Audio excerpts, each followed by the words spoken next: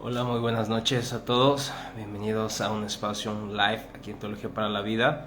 Y el día de hoy voy a hablarles acerca de una parábola que creo que todos conocemos, que todos hemos escuchado. Y me gustaría hoy justamente hablar de qué tipo de hijo somos o eres.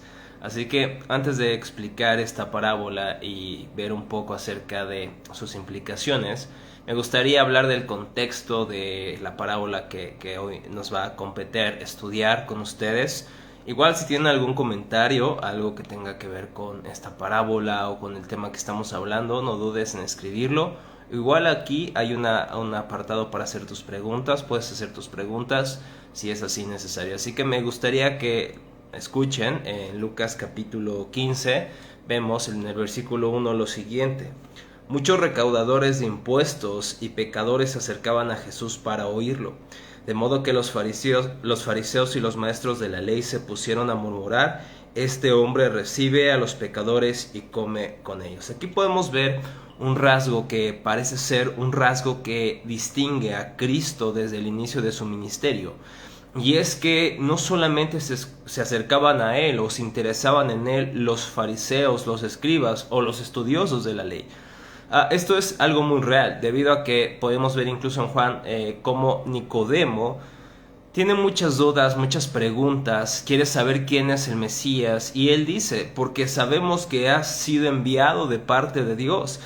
Dentro del grupo sacerdotal, farisaico, estudioso de la ley, los escribas, había este interés en Jesús, pero no solamente Jesús causaba el interés de los estudiosos de la ley, sino que parecía ser muy atrayente, muy cautivante aquellos que eran pecadores, aquellos que eran recaudadores de impuestos, que eran vistos como personas que habían renunciado a su misma nación al colaborar con Roma. Se juntaba Jesús con personas que en la sociedad eran conocidas como pecadores, y las personas, a pesar de que Cristo era Dios mismo, el mismo santo Dios en la tierra, a la vez que era santo, atraía a estas personas que sabían que necesitaban salvación. Fíjense lo que es el versículo nuevamente. Muchos recaudadores de impuestos y pecadores se acercaban a Jesús para oírlo, de modo que los fariseos se pusieron a murmurar: este recibe a los pecadores, este recibe y come con estas personas. Se le criticaba a Jesús porque se juntaba con aquellos que ceremonialmente, a los ojos de los fariseos, eran impuros. Y esto nos deja ver algo muy real. Los fariseos se creían mejores que estas personas, sin duda. Y por lo tanto, no creían necesitar la salvación que estas personas pecadoras sabían que necesitaban, y por eso buscaban a Jesús. A pesar de que Jesús era santo y es santo, a pesar de que él fue tentado en todo, mas nunca pecó, sin embargo había algo que le atraía a las multitudes a Jesús. Había esta bondad en él, esta gracia en él, este amor en él, de tal manera que las personas que eran en un sentido hechas a un lado por la sociedad, Jesús las abrazaba, Jesús les perdonaba, Jesús les cambiaba su vida. Podemos ver cómo Jesús, de sus discípulos, escoge a personas que ceremonialmente, moralmente, ritualmente no eran las más puras. Va con un recaudador de impuestos como Mateo, pescadores con vicios y demás como Andrés y Simón Pedro. Jesús les tiene su gracia a aquellos que reconocen su necesidad. Y es por eso que estas personas venían a Jesús y le escuchaban, porque de sus labios no solamente salía la condenación de la ley, sino la gracia que ellos necesitaban debido a que no cumplían precisamente la ley. Y en este contexto donde los fariseos ven con desdén a las multitudes pecadoras, en este contexto histórico y textual donde Jesús sabe de esta murmuración y de este sentido de superioridad, es entonces que Jesús comienza a hablar tres parábolas en este contexto. Fíjense el versículo 3 de Lucas 15, dice: él entonces les contó esta parábola. Supongamos que uno de ustedes tiene 100 ovejas y pierde una de ellas. ¿No deja las 99 en el campo y va en busca de la oveja perdida hasta encontrarla? Y cuando le encuentra lleno de alegría, la carga con los hombros, vuelve a la casa. Al llegar reúne a sus amigos y vecinos y les dice: alégrense conmigo, ya encontré la oveja que se me había perdido. Les digo que así es también en el cielo. Habrá más alegría por un solo pecador que se arrepiente que por 99 justos que no necesitan arrepentimiento. Desde luego, esta parábola llegó a oídos de los fariseos y se dieron cuenta que Jesús estaba apuntando, señalando a su pecado de superioridad. Jesús cuenta esto: el pastor está alegre porque una oveja que estaba perdida es hallada. Y dice: en el cielo habrá más alegría por uno de estos pecadores que los fariseos estaban señalando, que por esas personas que creen que son justas, que creen que se pueden salvar a sí mismas con sus obras. Hay más alegría cuando una persona que ha vivido una vida disoluta, una vida totalmente alejada del Padre, viene, reconoce su necesidad y por el Evangelio él es aceptado dentro de la familia de Dios y es hecho uno de los hijos del Señor. Y hay alegría en el cielo. Y Jesús dice: más que por 99 que a sus ojos no necesitan arrepentimiento. Los fariseos decían: estas personas pecadoras, ¿por qué escuchan a Jesús? ¿Por qué Jesús se junta con ellos? No así nosotros. Nosotros no somos como ellos. Y me encanta la imagen que también Jesús habla acerca de dos personas que suben al templo, suben a hacer sus sacrificios, a encontrarse en un sentido con Dios, y va un fariseo diciendo: Señor, te doy gracias. No porque me has extendido gracia, no porque me perdonas por mi orgullo intelectual, mi orgullo espiritual, sino que dijo: gracias porque yo no soy como el resto de las personas, porque yo no soy como ellos. Sin embargo, iba un publicano pegándoles en el pecho, reconociendo su culpa, y Jesús les preguntó: ¿de quién creen? ¿Qué creen que bajó siendo justificado? Desde luego fue aquel que reconoció su culpa. Lo que está diciendo aquí Jesús no es que los fariseos eran justos, sino que eran justos a sus propios ojos. Lo que Jesús está diciendo es que ellos pensaban que podrían salvarse porque moralmente, externamente, parecían impecables. Pero en otra ocasión les dice: ustedes son hipócritas, porque se cuidan de lavar lo que está afuera, pero lo de adentro es lo que se necesita ser lavado. Es decir, que podemos vivir una vida moralista externamente, que los demás digan: wow, qué vida lleva esta persona, pero en lo interior quizás seamos sepulcros blanqueados. De fuera estamos emblanquecidos con pintura, pero por dentro hiede un olor a hipocresía, a muerte espiritual.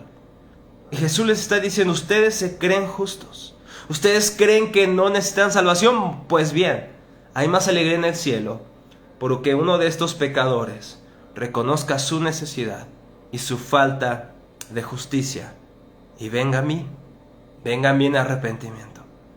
Y después Jesús les encuentra otra historia de una parábola de la moneda perdida, de una mujer que pierde una moneda y mientras la va buscando le encuentra, invita a sus amigas, hace un banquete y está contenta por esa moneda perdida que se halló. Dijo Jesús en este caso: les digo que asimismo se alegra Dios con sus ángeles por un pecador que se arrepiente.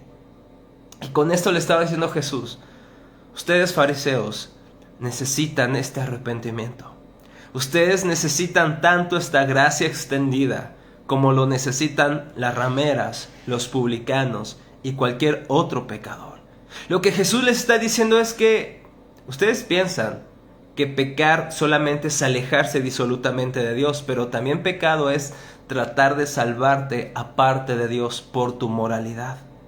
Y si no les quedaba claro esta idea que Jesús les estaba diciendo, enseñando, es entonces que les cuenta la tercera parábola a la cual me quiero enfocar. Versículo 11 de Lucas 15. Un hombre tenía 2 hijos, continuó Jesús. El menor de ellos le dijo a su padre: papá, dame lo que me toca de la herencia. Así que el padre repartió sus bienes entre los 2. Poco después que el hijo menor juntó todo lo que tenía y se fue a un país lejano, allí vivió desenfrenadamente y derrochó su herencia. Cuando ya había gastado todo, sobrevino una escasez en la región y él comenzó a pasar necesidad. Así que consiguió empleo con un conciudadano de aquel país, quien lo mandó a sus campos a cuidar cerdos. Tanta hambre tenía que hubiera querido llenarse el estómago con la comida que daban a los cerdos, pero aún así nadie le daba nada. Por fin recapacitó y dijo: ¿cuántos jornaleros de mi padre tienen comida de sobra y yo aquí me muero de hambre? Tengo que volver a mi padre y decirle: papá, he pecado contra el cielo y contra ti. Ya no merezco que se me llame tu hijo, trátame como si fuera uno de tus jornaleros. Así que emprendió el viaje y se fue a su padre. Todavía estaba lejos cuando su padre lo vio y se compadeció de él. Salió corriendo a su encuentro, lo abrazó y lo besó. El joven le dijo: papá, he pecado contra el cielo y contra ti. Ya no merezco que me llames tu hijo. Pero el padre ordenó a sus siervos: pronto, traigan la mejor ropa para vestirlo, póngalo también un anillo en el dedo y sandalias en los pies. Traigan el ternero más gordo y mátenlo para celebrar un banquete. Porque este hijo mío estaba muerto, pero ahora ha vuelto a la vida. Se había perdido, pero ya lo hemos encontrado. Así que empezaron a hacer la fiesta.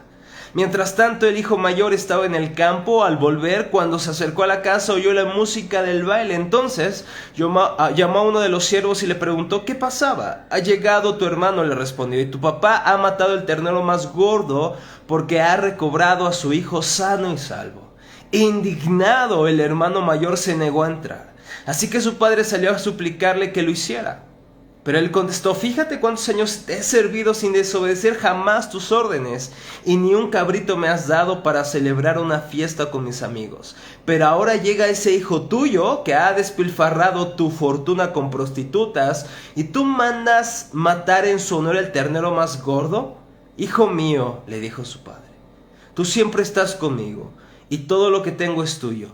Pero teníamos que hacer fiesta y alegrarnos, porque este hermano tuyo estaba muerto, pero ahora ha vuelto a la vida. Se había perdido, pero ya lo hemos encontrado. Esa es la parábola que llamamos el hijo pródigo.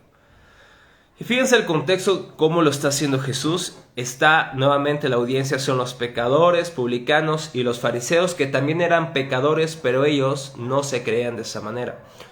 Y entonces es cuando Jesús les da esta parábola. En lugar que los fariseos, en vez de murmurar en contra de Jesús, se alegraran porque los pecadores estaban escuchando a Jesús, porque estaban escuchando la palabra del Señor enseñada por Cristo, en vez de eso los fariseos se murmuran, enojados contra Jesús, porque se acerca a los pecadores. Y entonces Jesús les cuenta esta parábola. Y esta parábola normalmente la conocemos como la parábola del hijo pródigo, ¿no es cierto? Sin embargo, creo que no es un título adecuado para esta parábola. La parábola más bien debería llamarse el Dios abundante, el Dios lleno de gracia, el Dios lleno de bondad. Pero también podría llamarse la parábola de los dos hijos perdidos. Porque normalmente nos enfocamos en el primer hijo, ¿no? En el menor que le dice al papá: dame todo lo que me corresponde de la herencia. Lo que estaba diciendo el hijo era: papá, la verdad es que tú no me interesas. Me interesa mi herencia. Me interesa vivir mi vida.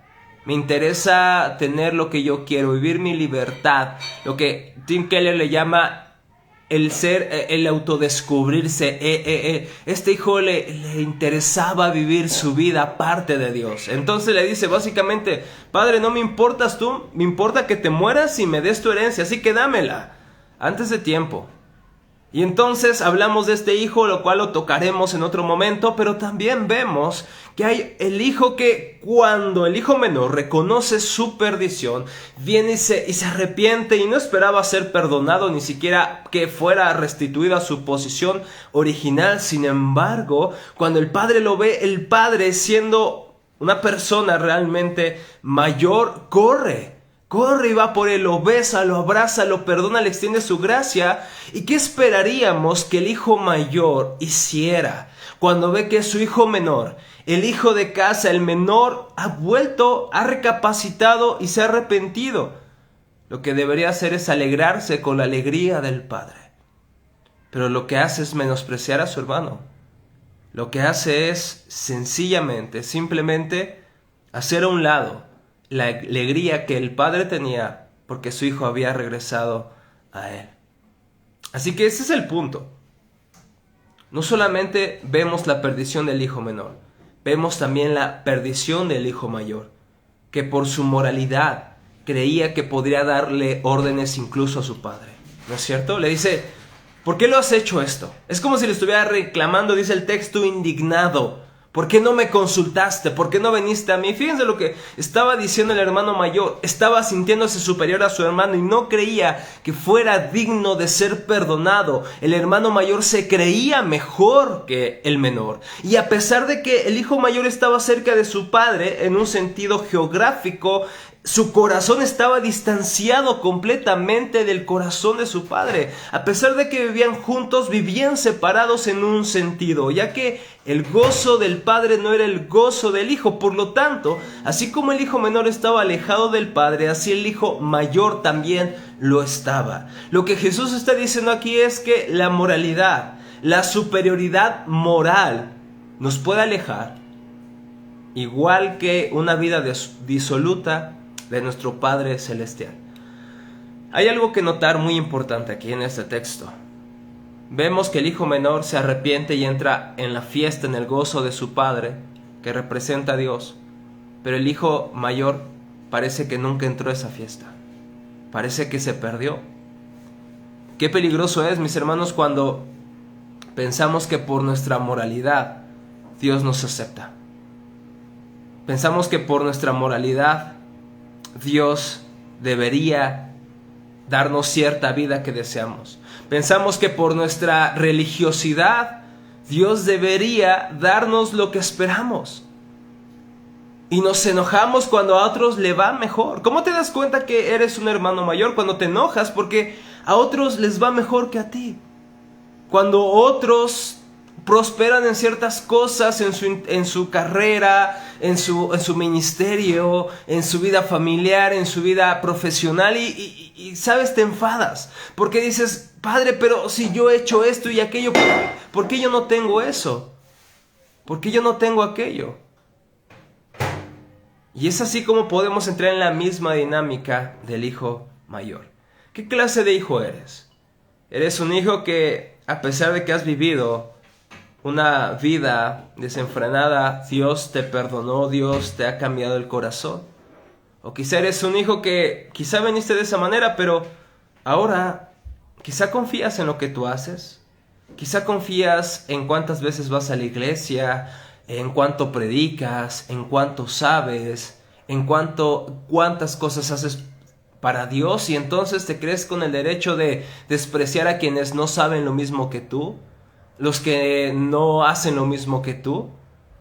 Quizá tiendes a despreciar a las personas que no saben lo que tú sabes, lo que tú enseñas. Quizá desprecias a las personas porque no pueden ir a la iglesia tanto como tú. No pueden asistir a todos los estudios bíblicos tanto como tú. Y entonces tú te crees superior porque tú sí lo haces. Sin embargo, quizá eso sea la distancia que tú tengas con el Señor. Confiar en lo que tú haces y no lo que Cristo hizo en tu favor. Si hoy no reconoces su gracia, si piensas que tú eres suficiente, que tu moralidad externa es suficiente, pero no reconoces que lo necesitas tanto como el hijo menor, probablemente estás alejado más de Dios que una persona que es pecadora, reconoce su pecado y se arrepiente. Esta era la parábola, así que antes de terminar me gustaría leer algunos comentarios. Ser movidos a misericordia, dice una hermana, la parábola nos llama a ser como el Padre. Más bien, hermana, nos manda a arrojarnos a los brazos del Padre, sabiendo que absolutamente no tenemos nada que darle a Dios.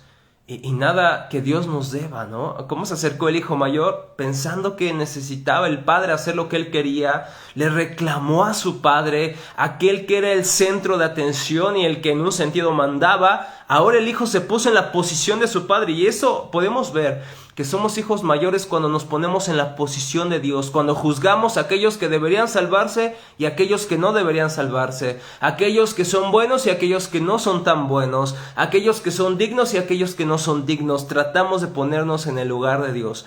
¿Cómo nos damos cuenta que tenemos un espíritu de superioridad, un legalismo carcomiendo nuestros corazones? cuando juzgamos lo que solamente Dios puede juzgar. Este que es pentecostal no es cristiano. Este que es bautista no es cristiano. Pero este que es reformado sí es cristiano. Eso es ponernos en el lugar de Dios. Y no, en lo absoluto. Y creo que mayormente muchos de nosotros estamos luchando con este problema del hermano mayor, de creernos superiores a otros. Martín dice, Jesús es el verdadero hermano mayor que deja su parte y va a buscar a los hermanos menores que somos nosotros. Más bien, Martín, creo que Jesús es aquel que corre por nosotros, nos abraza y nos trae consigo. Y lo podemos ver, ¿no es cierto?, en todos los evangelios, cómo Jesús extiende su gracia a esas personas que para la sociedad eran las menos dignas de gracia. Jesús va, las abraza, las trae consigo a casa y les perdona sus pecados y les dice no peques más. Dice Angie, ¿cuestionas el título de la parábola a tal punto de decir cómo debería llamarse? Bueno, Angie, si tú me dices dónde dice en la Biblia, esa es la parábola del hijo pródigo, te lo creo, pero creo que has leído muy mal tu Biblia, ya que en lo absoluto Jesús nunca dice eso. No sé dónde leíste eso, pero ciertamente las ediciones de ciertas Biblias ponen ciertos títulos que no se escribieron originalmente, y algunas Biblias, por ejemplo, la NBI que estoy leyendo, pone como título la parábola del hijo perdido, pero en lo absoluto eso no lo puso el autor, en este caso Lucas. Se pone en las ediciones de la Biblia. Más bien, Angie, para que cheques bien tu Biblia, el versículo 11 dice de Lucas 15, un hombre tenía 2 hijos. Entonces, la parábola de los 2 hijos perdidos, ese título sería más acorde a lo que Jesús dijo que la parábola del hijo perdido. Te invito a que puedas checar y revisar esto en tu Biblia. Muy bien, bueno, mis hermanos, muchísimas gracias por conectarse. Espero que hayamos reconocido qué clase de hijos somos, y si hemos reconocido alguno de estos 2 hijos en nosotros, ya sea que incluso tú estés en la iglesia, aunque tú vayas a la iglesia, quizás estés viviendo una vida realmente libertina, estás tomando la gracia de Dios por muy poco y quizá estés pisoteando la sangre de Cristo. Yo te invito a que reflexiones sobre tu vida, sobre tu condición, y reconozcas que necesitas la gracia de Cristo. O quizá tú seas un hombre, una mujer que moralmente son intachables, pero crees que tu moralidad es lo que te pone a cuentas con Dios, y quizá estés confiando en tus obras antes que confiar en Cristo. Tanto el legalismo como el antinomianismo o el libertinaje son hermanos gemelos, ya que causan una misma cosa: nos alejan de nuestro bondadoso Dios. Tanto un hijo como el otro necesitan salvación. Hoy tú y yo necesitamos salvación, que le reconozcamos y vengamos al Señor. Decía José, mientras más aprendemos, deberíamos ser más humildes. Cada día debemos trabajar más en nosotros, más como Jesús, que vino a condenar al mundo. Fíjate, José, yo te entiendo muy bien la idea que tú estás escribiendo aquí, pero no se trata de trabajar más en nosotros. Se trata sobre todas las cosas de confiar en el Evangelio, lo que Cristo hizo por nosotros, José. Porque si no, estaríamos entrando a la misma dinámica del hermano mayor, de salvarnos por nosotros mismos. Es que nosotros deberíamos cambiar, es que nosotros deberíamos hacer más para que Dios nos ame más, para que seamos transformados. No, no es así, José. Es que depositemos otra vez nuestra confianza en Cristo. Y lo que hacemos no es para ganar el favor de Dios, lo que hacemos en obediencia a Dios es porque ya somos salvados por Dios. Las obras son una consecuencia de la salvación, no son la causa de nuestra salvación. Así que si por trabajar más te refieres a poner nuestra confianza en lo que Cristo hizo por nosotros y en lo necesitado que estamos por Él, estoy de acuerdo. Pero trabajar más para que Dios nos ame más o para que busquemos cambiar por nuestras propias fuerzas, totalmente, esto nos aleja. Fíjate, podemos tratar de cambiar por nosotros mismos y en ese instante decir, en otras palabras, que no necesitamos a Jesús como nuestro Salvador. Bendiciones, Pastor Javier. Muchas gracias también por ustedes, por estar acá. Bendiciones, hermana. Algo muy interesante, no sé cuál sea su nombre, pero muchísimas gracias. Y así es, Jairo, el que comenzó la buena obra en nosotros la perfeccionará primero Dios. Cristo todo lo hizo por nosotros. Amén, Abimael. Así es, confiemos en Cristo. Ya sea que tú seas un hijo perdido o un hijo mayor, necesitamos es la gracia del Señor, porque como dice Pris, Dios no nos debe absolutamente nada. Mis hermanos, que tengan una noche excelente, un día excelente, que el Señor siga hablándonos a nuestros corazones y podamos ser confrontados con su palabra, para que podamos otra vez reconocer que necesitamos a Cristo. Así que, mi hermano, yo te invito a que reconozcas tu necesidad creciente de Cristo. Todos lo necesitamos. Desde el más moralista hasta el más perdido, necesitamos volver al Señor. Necesitamos entrar al gozo de nuestro Padre, que solamente es por medio de Cristo Jesús. Que el Señor les bendiga. Esto ha sido Teología para la Vida.